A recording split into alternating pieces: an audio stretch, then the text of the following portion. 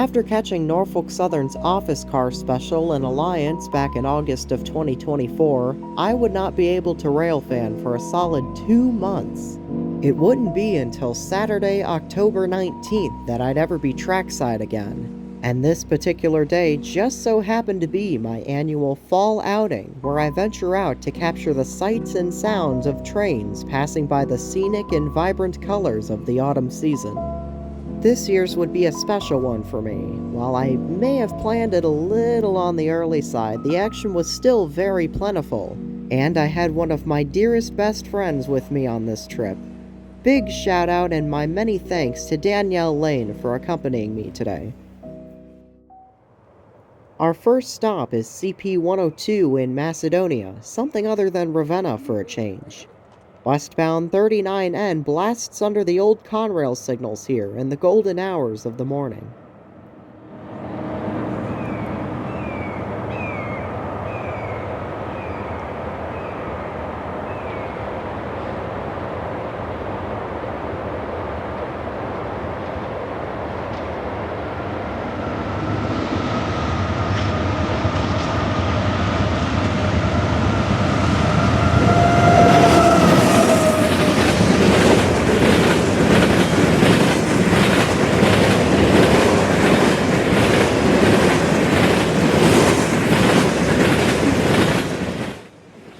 N is a byproduct of some new company brass at Norfolk Southern's headquarters in Atlanta, Georgia. Specifically, Alan Shaw's successor Mark R. George and Chief Operating Officer John Orr.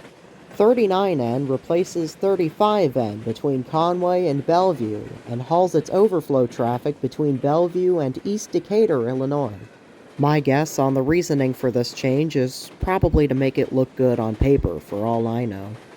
At over 12,000 feet this morning, 39N is carrying mid-train DPU in the form of ES44AC number 8036. He must be all empties today. I don't know how else he could be making 60 miles an hour with just 2 locomotives on such a mammoth train.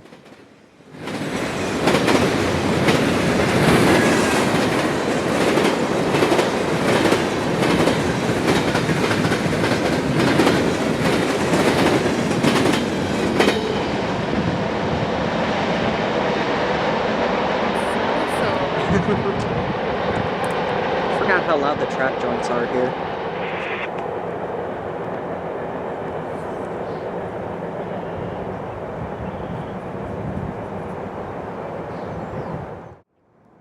Eastbound 258 then appeared in beautiful morning sunlight. In the distance, a work truck from the car department is seen working on some bad order cars there on the rip track. I believe once these were fixed, they were brought back to NS's Rockport Yard in Cleveland on local C89.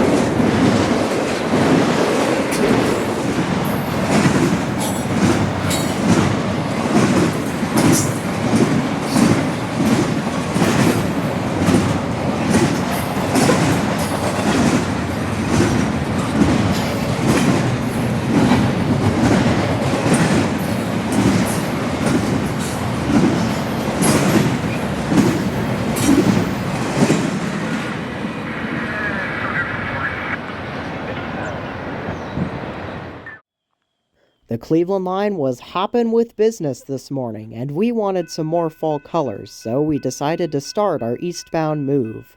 We landed at CP86 in Ravenna because, well, of course we did. Why wouldn't we? But mainly because there were another 2 trains imminent, the first of which was eastbound 268, and a short one at that.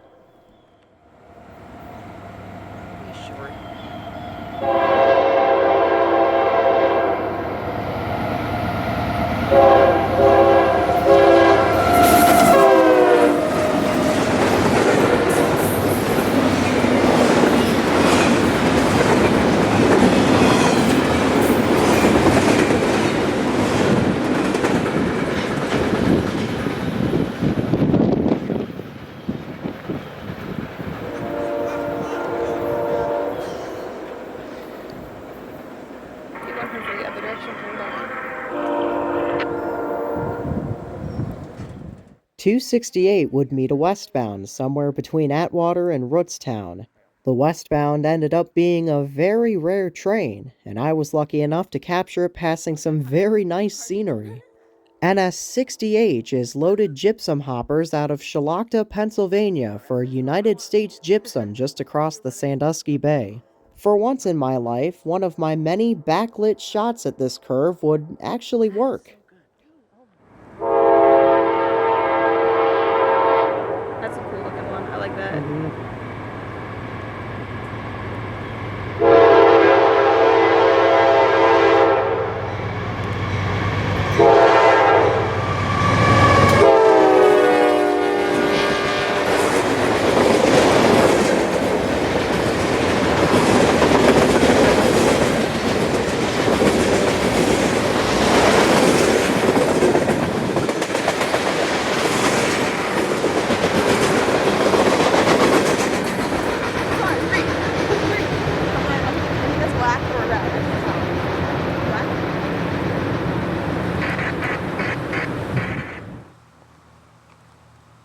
I can see the yellow from here, dude. Yeah. I just want to see it up close. It's 15, 16.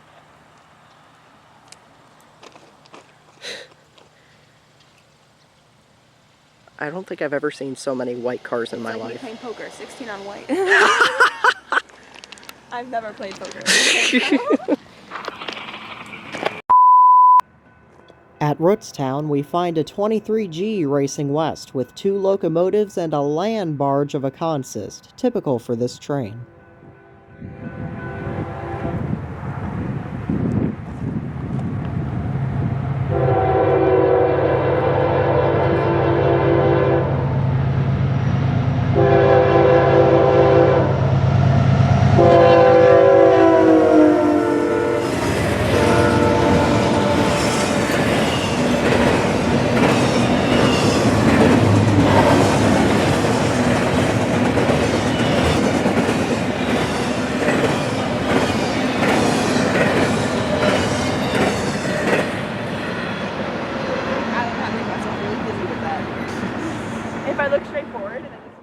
The party continues with eastbound 16N daily Chicago to Conway manifest with a refreshing -9 liter. And another shorty. No auto racks and no John Deere tractors. It did have a singular load of lumber on it, presumably for Allentown or Packerton. Overall, a pretty unusual train. A few months prior to this outing, I had purchased a new heavy-duty tripod for my camcorder. However, due to the lack of rail fanning I've been doing, I haven't really used it that much, and I'm still somewhat getting used to it, and in this scene that kinda shows. Danielle was helping me set it up and tear it down every time we moved locations. Oh, jeez.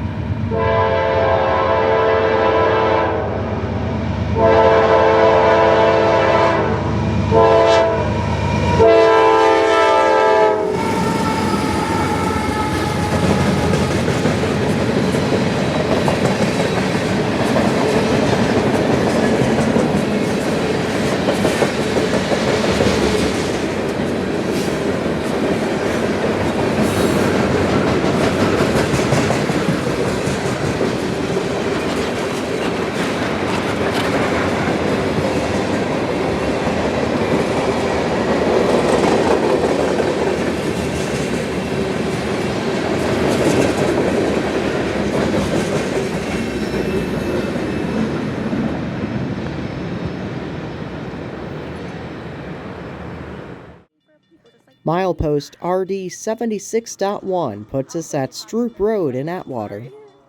NS 17N, the westbound counterpart of 16N, races past us at track speed, also with a -9 liter and a particularly short train.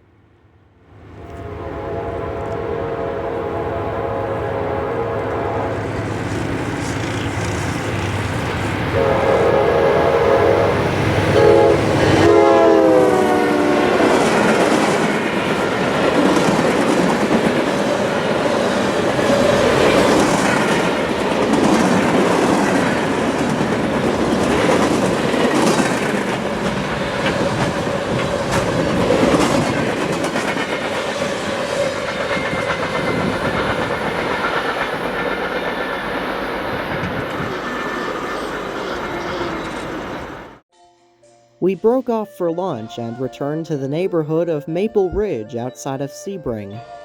This is probably my favorite spot on the whole Fort Wayne line. Overall, the neighborhood is nice and quiet and peaceful, the scenery is good, and, well, if I said every single thing that I liked about it, we'd be here all day, and I'm not gonna do that to you guys today. We spent most of the afternoon here, and looking back, I somewhat regret that, considering there were some more shots that I wanted in Beloit, Leetonia, and Columbiana.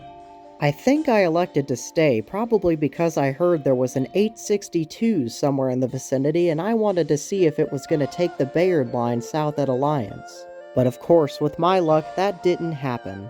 I still got some nice video of it, which you can find in the description. I think that this segment will pretty much give you an idea as to why I really like Sebring. To start things off, here's a one-engine wonder pulling westbound 11N for Fairlane and Detroit.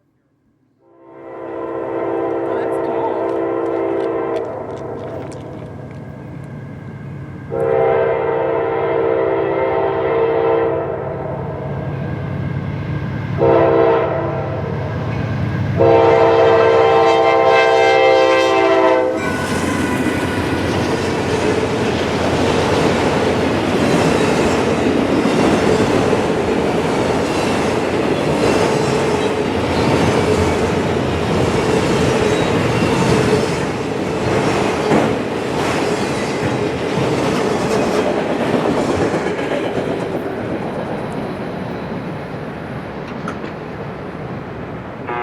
Norfolk Southern, milepost 79.8. Track 2, no defects. Good timing. I decided to try a different angle for the next train, westbound 269. It would have been better if the sun was on this side.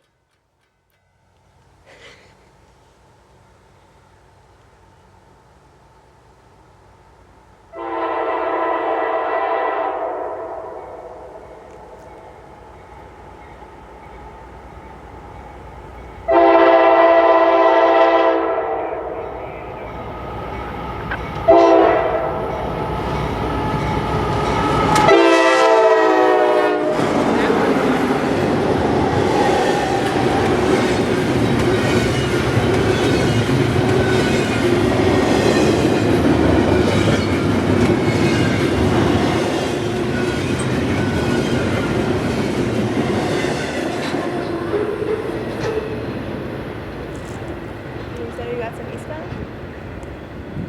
You said we got some eastbound coming up? Yep. Nice. We did indeed have eastbounds coming. The first one was Hotshot 22X for Croxton, New Jersey from Chicago's 47th Street Yard. An ES44AC and two -9s pull this train today. A good lash up for 2024 standards. That was kind of silly, right? I broke it. You did.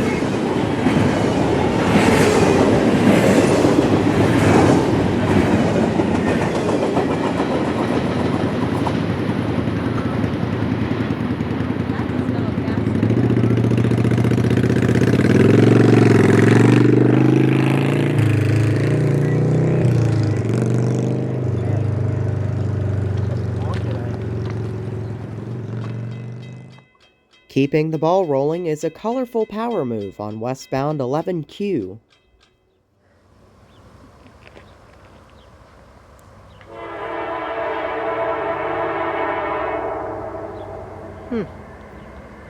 Ow.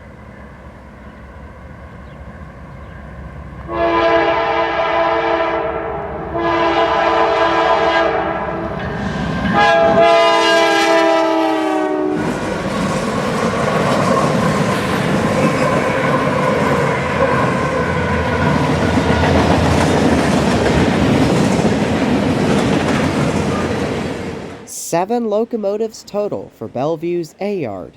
That shiny yellow locomotive in the 7th position was UP 8071, an ES44AC on its way to being sent back home to Union Pacific. A little over a year ago, in November of 2023, this unit was serving as foreign power on Work Train 96Z when it would be damaged in a wreck in Madison, Missouri. Because the unit was on NS trackage at the time, Norfolk Southern would be responsible for its repairs, so it was shipped off to Altoona's Juniata Locomotive Shops in Pennsylvania, where it was repaired in 2024 and is now being shipped back home to the West. This unit is now quite the oddity, as the undamaged side remained untouched by shop workers, while the repaired side received fresh, shiny new paint. Interesting. Another one-engine wonder pulls eastbound 61H through Sebring. This is the return trip of empty gypsum hoppers back to Shalakta from United States Gypsum. And yes, this is the eastbound counterpart to the 60H we saw this morning in Ravenna.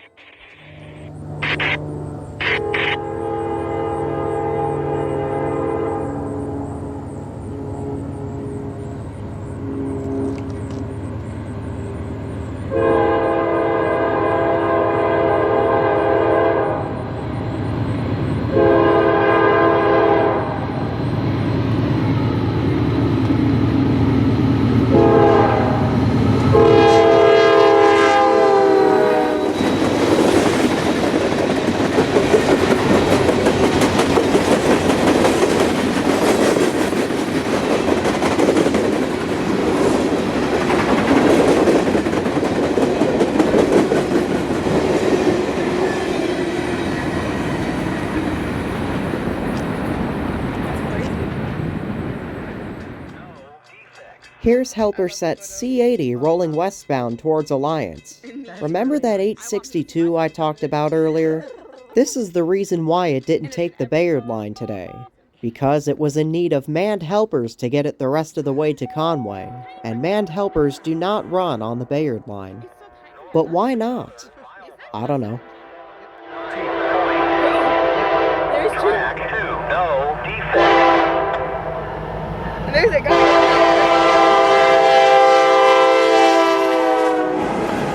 I got away back. Good. Coming up to Alliance for game plan here. Oh, there's another one. Oh, hello. Pan it, Dude. pan it, pan it, pan it. Cripes. Oh, they need a hauler at Cleveland, bud. See what the game plan is. I'll lay down that line, so I'm not sure we got plan for you guys. Thank you. It's being silly. It's good. Yep, thank you. Oh my gosh. Oh my gosh.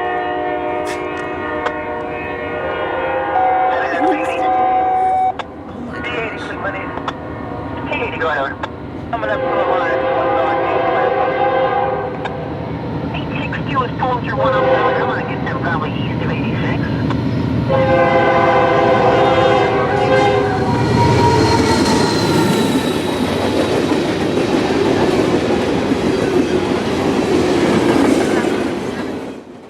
My mother taught me to always be aware of my surroundings, and this is probably one of the reasons why. I completely forgot about the existence of this here 170. I heard it in Bucyrus this morning on the CF&E and probably wasn't expecting it to get here with this much daylight left. But then again, that side of the Fort Wayne line is always unpredictable. Oh, that smells like chicken food.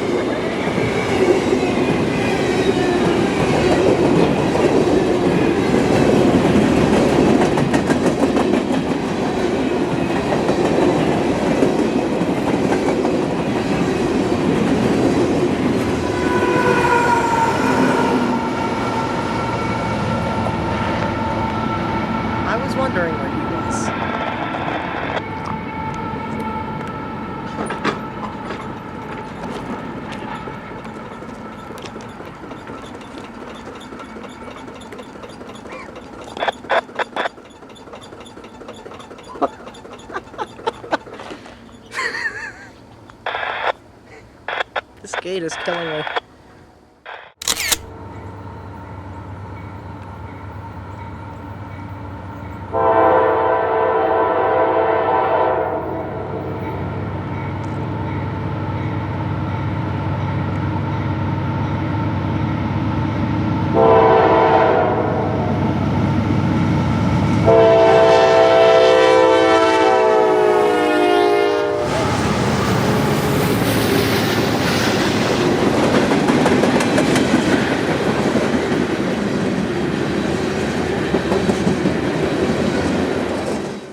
Our last train before sundown would be the 10Q, daily manifest out of Mormon Yard in Bellevue for Conway.